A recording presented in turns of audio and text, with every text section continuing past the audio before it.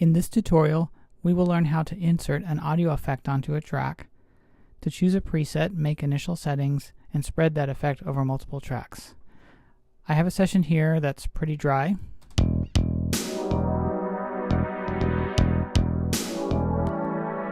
So let's say I wanted to add reverb to my snare drum track. Adding an effect to an individual track is pretty easy. I make sure that my inserts section is open. I might have to check this menu and choose inserts to make sure this is open. Go to my snare drum track, choose a reverb. I think I'll use deverb, and we have a screen like this. Now I'll go ahead and choose a preset, maybe something like a large hall, and let's see what kind of a sound we have. Maybe I'll solo out the snare. As you can hear, the snare got softer and sounds very distant. That is because the effect is at 100%, meaning 100% wet. So when you insert an effect onto a track, you want to balance the original signal, which is the dry signal, with the amount of affected signal. Let's hear just the dry signal. There's the dry. And if I go here,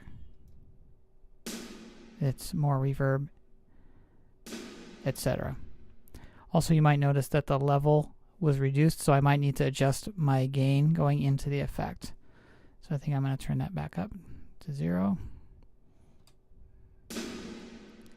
Find an effect amount that balances well. Let's hear it in the track.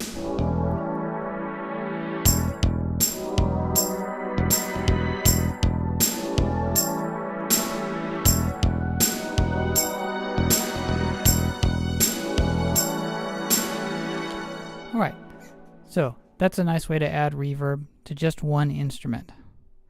But what if I wanted to add reverb to all my percussion instruments and use the same reverb setting? What we do then is we create an auxiliary track that has the reverb plugin, and we bus a portion of the signal from these tracks into that auxiliary track. The additional advantage is I can balance the level of the effect with a fader, just like the level of the dry tracks. So let's do that now. I'll turn this off.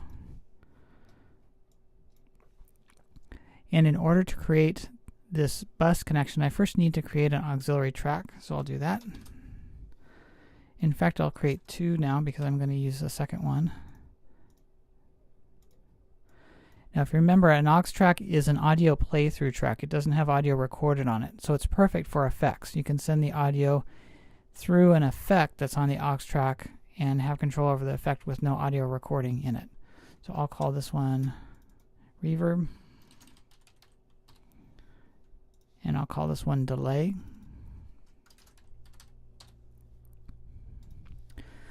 And I'll start by making my bus connections. Right now there's no input to my auxiliary track. What I want to do is send a portion of these 3 tracks here to my auxiliary reverb track. In order to do that, I need to open another part of the mixer called sends. So I'll click here, and I see it says sends here, and we get another bank of what looks like inserts. You may see that your sends view looks like this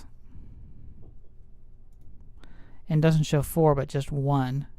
That's a change in the view. If the sends are in this view, you're going to see more detail on one send, and if you click on assignments, it will show a set of 4. So we'll work with both of these. Let's work with this setup first. Basically what we're going to do is create a virtual connection between this track and the input of our auxiliary track here. Okay, so in order to do that, we need to pick up a cable and plug it in. So I'm going to hit my send, go to bus, which is a virtual cable, and I'll just choose one. How about 5 and 6? It doesn't even matter which one I choose. Okay, this fader might pop up. That's good to have. We'll save that over here. This is actually a separate fader for the virtual cable that we're going to connect. So I'm sending to the cable bus 5 and 6, and I want the input of my reverb track to be the other end of that cable. So I'll go input, choose bus, and you probably guessed it, I'll choose 5 and 6. Okay, I've now made a virtual connection between the tambourine track and the reverb track. So sound from the tambourine sample will come out of this track and the reverb track. Let's see if that's true. We need to use this fader as well. So I'm going to jump ahead to where the tambourine comes in. Maybe I'll solo it here. Actually, I won't solo it because it'll mute this track. And I press play. And you see there's tambourine in the fader for the bus cable. I don't see any tambourine yet in the reverb track. That's because this fader's all the way down. And as I bring it up, you see how the tambourine started to appear. Let's hear that again. There's tambourine now in the main track, tambourine showing up in the fader for the bus virtual cable, and tambourine showing up in the reverb track. Alright, next thing would be maybe to add some reverb to this track. So I'll do what I did before with the single track, go to Inserts, Multi-Channel, and I'll choose Reverb. I'll choose that Deverb again. Now, since we have audio playing through our main track, plus a second signal going to auxiliary, we can leave the effect at 100% wet, because this fader will be entirely the effect, and this fader will be the dry signal. So we can balance the dry to wet by balancing the two different faders in the mixer. So we're going to leave this 100% wet, and we'll choose a default. Medium Hall works. We'll leave it there. I think I'm going to again bring the gain up a little bit on here. And if I press play, we should see the tambourine showing up in here. And there it is. This to the side. And you might be able to hear, I'll extend the decay.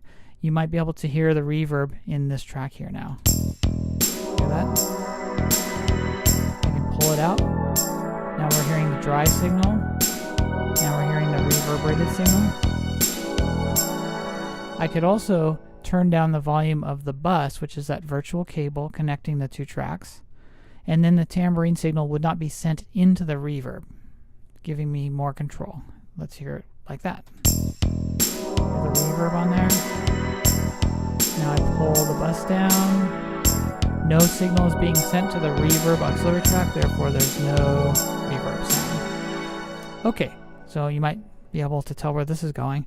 I can have the same cable for multiple tracks. So if I wanted tambourine, snare drum, and bass drum all to respond to this reverb, I can just simply choose the bus, 5 and 6. It shows me there's an active input on this bus. That is good. Okay. And you'll notice my fader here has been changing color as I've chosen my new bus connections. Watch the fader here, watch its color down at the bottom, the floating fader.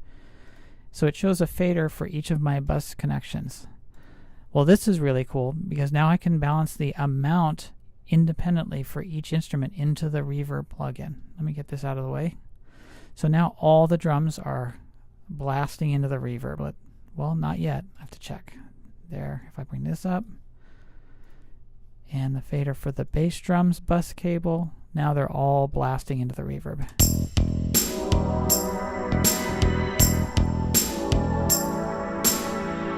Alright, well that's okay, but oftentimes when you're doing reverb on percussion instruments, you have high frequency instruments, high pitch instruments, whatever, having more reverb, and the bass drum maybe a little less so it doesn't get all rumbly. Well, this fader here is perfect. I can set independent levels of send to the reverb, but use just one reverb plugin for all three, get the same sound. Okay, an easier way than using this floating fader is to change that view back. So we're going to go back to View, Sends, and choose Send A. Now check this out. There's a little mini fader for this bus connection. We don't even need this floating fader anymore. I can go right to here and dial in the amounts I want.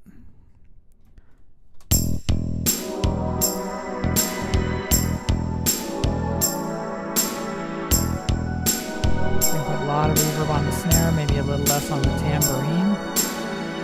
Okay. That's pretty long reverb. I'm going to dial that down a little bit. So if I solo this, and the reverb, we'll hear just the drums hopefully with this reverb, and I can pull it in and out. Hear that reverb on the snare? I'll pull it out. Now it's dry. Now it's that reverb. So that's a way to send an effect down from multiple tracks to one effect. This also conserves computer CPU resources because you're only driving one effect. You change the effect, it's going to change the sound of the effect on all these tracks.